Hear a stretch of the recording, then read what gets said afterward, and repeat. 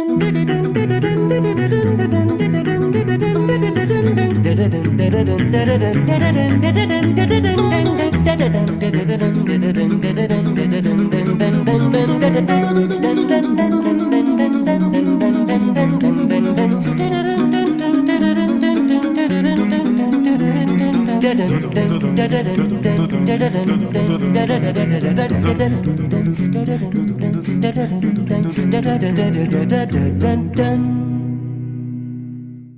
evening, ladies and gentlemen. We're so glad to welcome you as part of our community tonight. Please note that this webinar is being recorded and distributed live stream.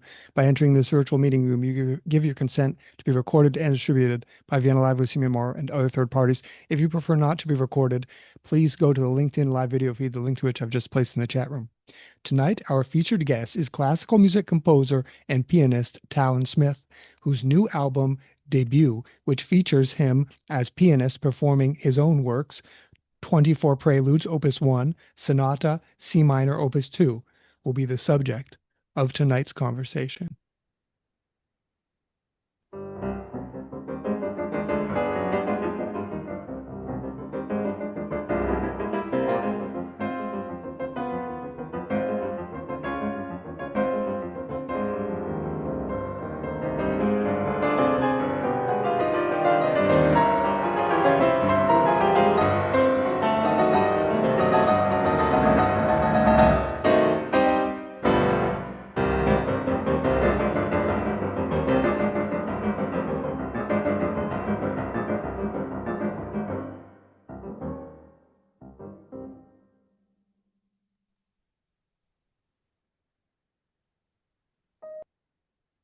Welcome, Talon. Thank you, Simeon. Thanks for having me. What a pleasure to be here. Talon, so tell us about where you come from, how your musical tastes were formed, and why you decided to become a professional musician. Absolutely. So I come from California. I've lived there my whole life. If you were to get a map of California, you could find the state, and then you look in the very center, just point to the very center of the state, and that's where I live. We call it the Central Valley. There's lots of farming, grapes and almonds mostly. My musical tastes formed really from as long back as I can remember. I loved music. I listened to all kinds of classical music growing up, and looking back, I can see I really resonated with the emotional depths of that music. Of course, when you're young, you don't put it in those words, but that was what was happening with me. And I started playing piano when I was 5 years old, had a really wonderful teacher, and we did student recitals, and there was this beautiful, beautiful Steinway store where I live. And on the walls, they had these paintings of Vladimir Horowitz, Paderewski, these wonderful legends of classical piano. And I would look at those paintings and think about the music. And I don't know, I guess I just decided I was really inspired by that. And that's what I wanted to do with my life. I wanted to make music and share it with people. Is that common there in the Central Valley? As you said, you're famous for almonds, for for different kinds of farming, and then to have a pianist looking at these cosmopolitan people like Horowitz living in these big cities all over the place. Tell us what is, is that how uncommon is that? I'm not sure I'd really know. I mean, we have a philharmonic here. It's a good philharmonic. We have lots of piano students, lots of music students, lots of classical music. So there is, I mean, we also have a really good piano concert series, keyboard concert, Philip Lorenz concert series, and we get a lot of good artists there. So I would say, no, there's a pretty good classical music community here. Wonderful. And was there that moment when you were in the Steinway store, you thought to yourself, well, this is me. This is what I'm going to do with my life. I guess it just resonated with me. Yeah, I mean, I saw that, and I enjoyed playing. And as early as I started, I enjoyed the instrument. I enjoyed making music, and I was really inspired by the fact that people did that for a living. Essentially, that's what they did, and just I enjoyed it, and I wanted to do it too. Let's listen to our next selection. This is a sonata in C minor, movement 2, teneramente.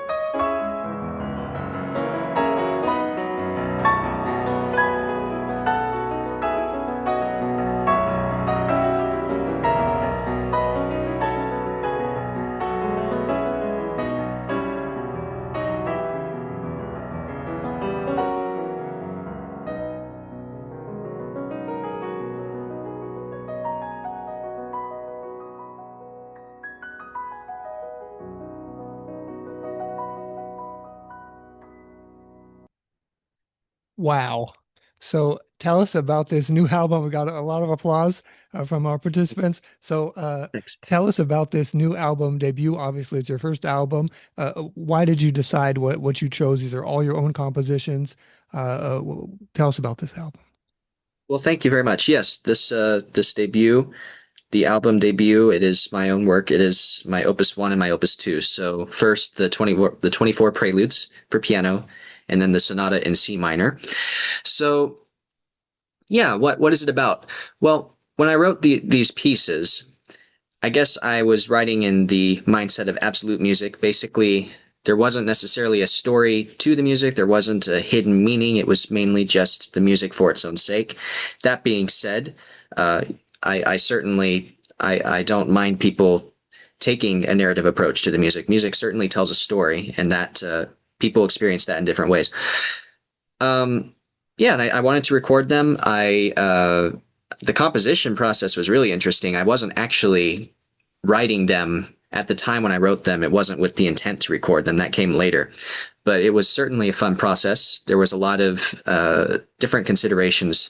For instance, with the 24 preludes, you have 24.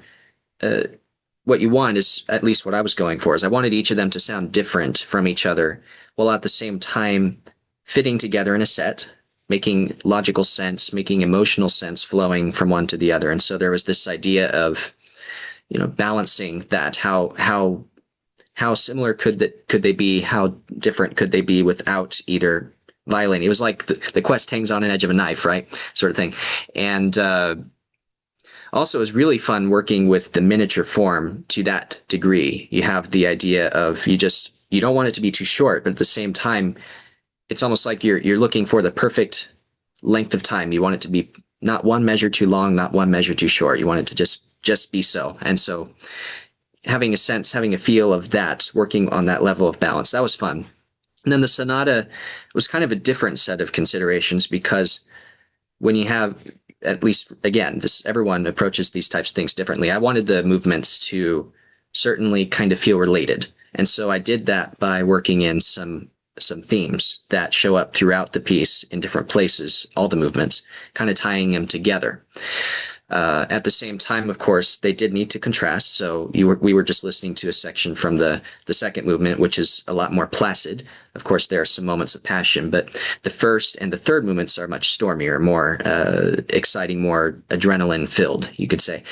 But yeah, I wrote them. As I said, there wasn't really a story behind them, but I welcome people who want to put a story to it. That's fine, and it's fun. It's a fun way to think about music, and didn't intend to record them at the time, but I'm glad I did.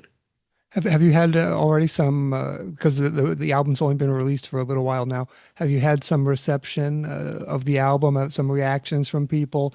I mean, the first thought that comes to my mind is, wow, okay, your first album as a pianist and as a composer. I mean, that must be pretty. I mean, maybe before that was common. Now it's exceedingly rare. Well, thank you. I mean, that's possible. I think it's just sometimes it can be really easy to just go into one vein or the other, and I mean that's fine, no problem with that. I'm just grateful that from a young age I was directed into both, and I feel like each complements the other. When I think as a composer, I'm thinking, why is the music the way it is? And that can help a lot with interpretation, because I can think of another person's piece of music as if I had written it. Why would I have written it that way, for instance? And then being a pianist, knowing my way around the instrument really helps me when I'm writing for the piano, because I know what's playable, I know what's not, and so I just feel like it helps. Both help each other. Let's listen to our next excerpt. This is Prelude, the entire Prelude, number 17 in A flat major, estatico.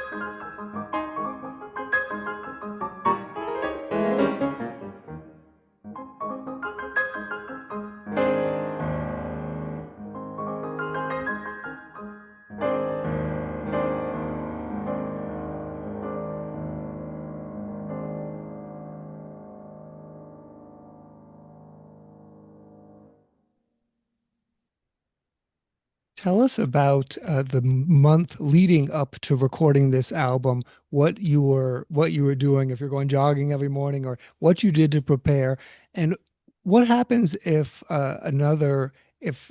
you ask another musician to record this music, who would that be and why? What do you look for in a musician who performs your music? Certainly. Jogging would have been a great idea. I wasn't jogging at the time, but that would have been a good way to start the day. No, but I think really the main difference for me when I'm preparing for a concert versus when you're preparing for a studio recording is the concert. There's this feeling like it's a live event, so things can go wrong and it's okay. Like if a note goes here, a note goes there, you're really going for an overall. You're creating a musical experience that's in the moment that flows through time. No one's going to mind the mistakes. Now, when you're recording, any type of imperfection that gets, set in stone for basically all of foreseeable time, and people can be listening, potentially years and years later, and you want to really make sure you give it your best shot. I mean, don't get me wrong, you want to give it your best shot in a concert too, but it's just a different format. It's like written on paper versus etched in stone, really. And so you evaluate every detail. You really try to make sure that your approach is the best possible approach. And I think sometimes people think a composer, if you compose the music, then, well, your approach is going to, of course, be the best because you wrote it, and you hope that's true, but you can get advice from people. So I remember the story of Chopin, when he was writing a letter, and I don't remember who he was writing to, and he was in the room with Franz Liszt, and Franz Liszt was playing Chopin's etudes, and Chopin basically said, "I've never heard them this good," right? And Chopin was a master pianist, but he was hearing something from another master pianist on his own music that really, inspired him. And so I think, I took the music to my teacher. I did, and I played it for him, and he gave me some really good advice. I mean, most of what I did was what I did, and then I got some ideas from him too. Yeah, I feel like I guess the idea was, you just want it to be the best it can be because it's there forever. And then as far as who would I ask to record it, I wrestled with that one, and then I came up with sort of a clever idea because I didn't want to pick someone who's, if someone's living, then that means I didn't pick someone else who's living. So I picked someone who passed away. And that would be Joseph Hoffman. He is my favorite pianist. I think, my opinion, the greatest pianist ever recorded. And what I like about his style is he is so, so precise, especially in his studio recordings. Every note is perfectly in place. Everything is beautiful. And yet it never sounds scripted. It never sounds rehearsed. It sounds like an organic outflowing of his imagination.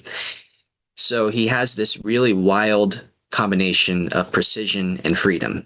And I've never heard it that good, in my opinion, in any other recorded pianist. I mean, there are lots of pianists I admire, but he had that to a perfection right there. I can think of Jascha Heifetz, the violinist. He has a similar, there's this precision, there's this, every note is on fire with passion, and yet it's perfectly controlled, perfectly in place. And the result is just stunning. So so you asked me, what do I look for? I'm looking for, if I were to ask someone else to record this music, I would want that person to be an artist who creates music in the moment. I would want the result to have a spontaneous feel. I wouldn't want it to sound scripted. I wouldn't want it to sound like, this is the way we play it this time or the 99th time. This is just what it is. As I was saying earlier, how music flows through time. I mean, you can record it, but ultimately it flows through time. It's it's an ethereal thing. And if it's scripted, you lose that. I like the idea of something that really just is directly from the heart, and at the same time has that precision. That's wonderful. So am I understanding something of a balance between heart and mind, kind of the passion as well as that control? Is that right? Yeah, I mean, I heard someone put it like this. He described it as heart on fire, brain on ice. You know, And it was sort of this, as we're saying, yeah, that there everything is perfectly, thought out. You know what you're doing, but at the same time, your thoughts are informed by your heart, by the way the music makes you feel. I think that's really what you want to go for. I think that's what we all want to go for ultimately as musicians. Let's listen to our next track. This is a prelude number 18 in F minor, Dolente.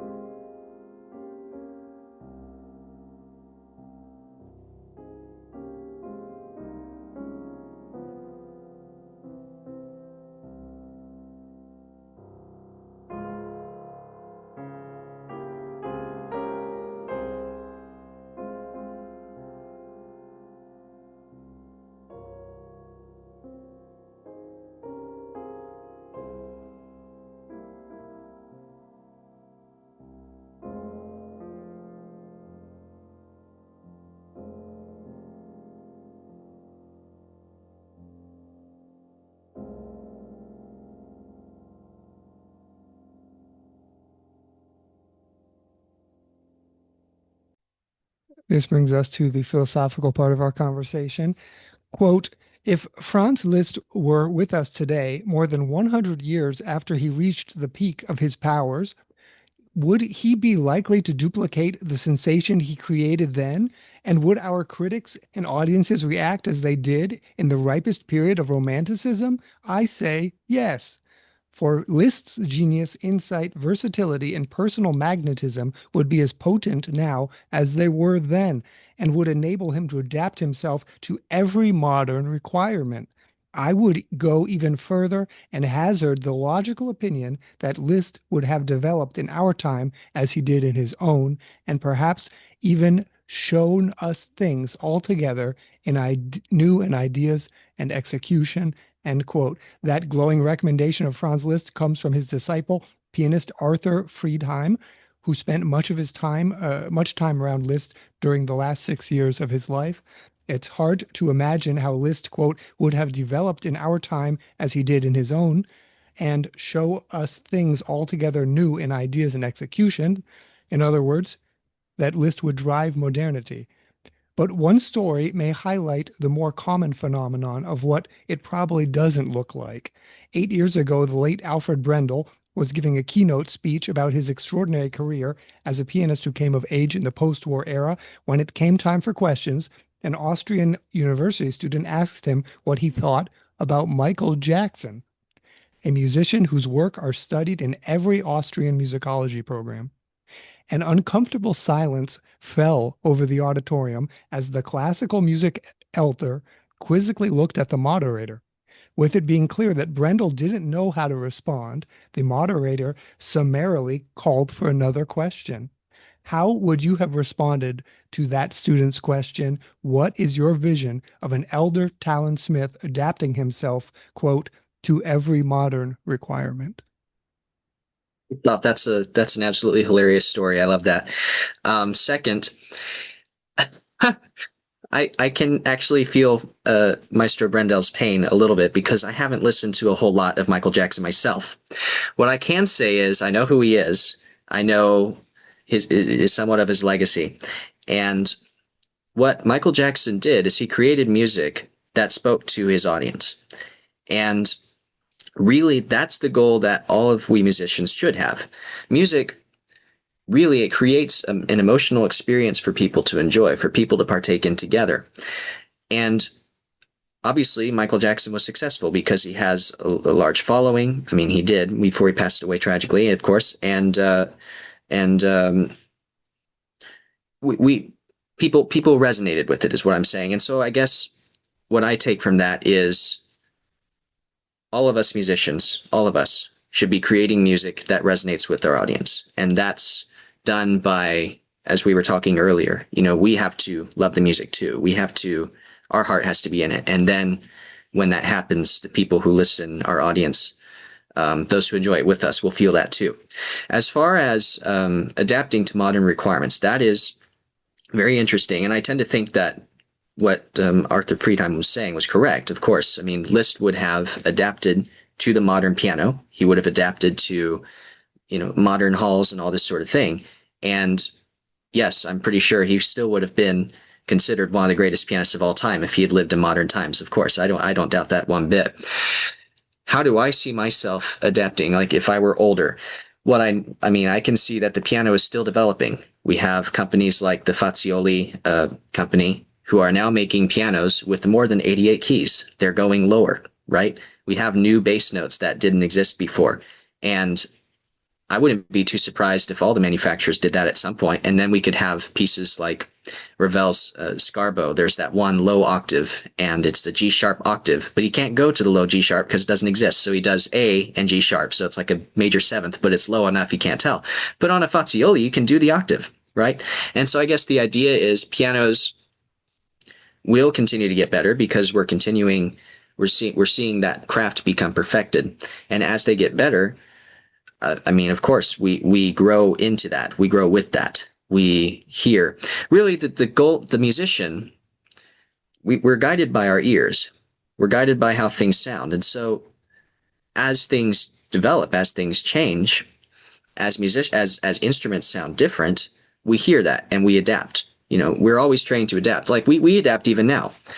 You play one concert in one hall and then a second concert in another hall with different acoustics. You have to adapt your approach. You might have to do less pedal, more pedal.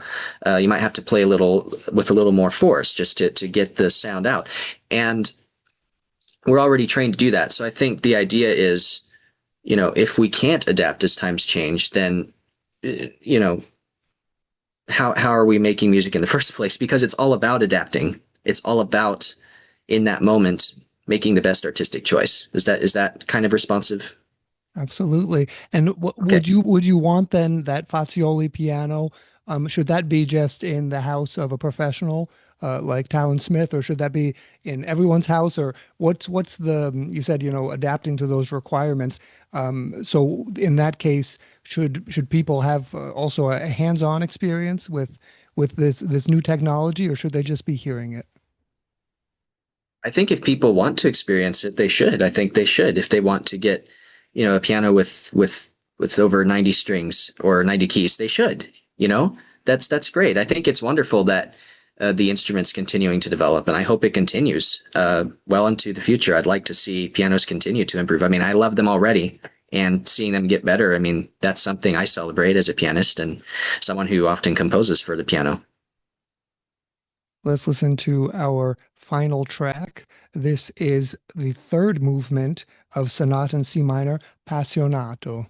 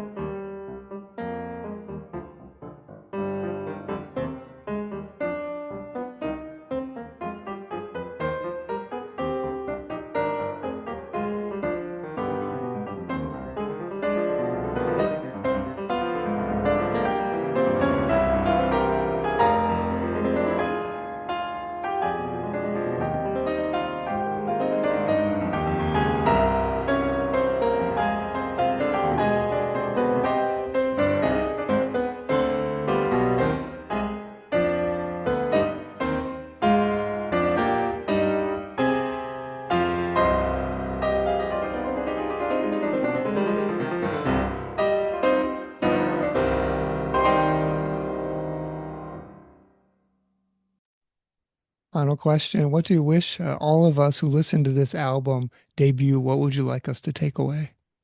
Yeah, one of my favorite quotes from any musician is the quote from J.S. Bach, who, as we know, he was a very devout man, and he said that the final goal of music is to glorify God and to refresh the human spirit, right? And I, as a musician, when I create any music, I want people to take away from that something that really just is good for their hearts. That something that really makes them inspires them, that moves them, that touches them. We talk about music being a language, and we talk about it so much. I think we sometimes forget it actually is. It's a language. It's a language that transacts in emotions. It doesn't. I mean, it can use words, but instrumental music doesn't, and yet it speaks. And what it does is it touches parts of our heart that words sometimes can't reach, right? And so when I'm creating a composition, when I'm performing a piece, when I'm recording a piece, I really want whoever listens to that uh, just to feel like the music speaks to them in a way that builds them up, in a way that makes their day better, that enriches their life. So that's my goal. Well, we have this is the first album, and I think we can say that you've achieved many of those goals already. I'm looking forward to the next one. Are there any Thanks. questions? Are there any comments? Would anyone like to say anything?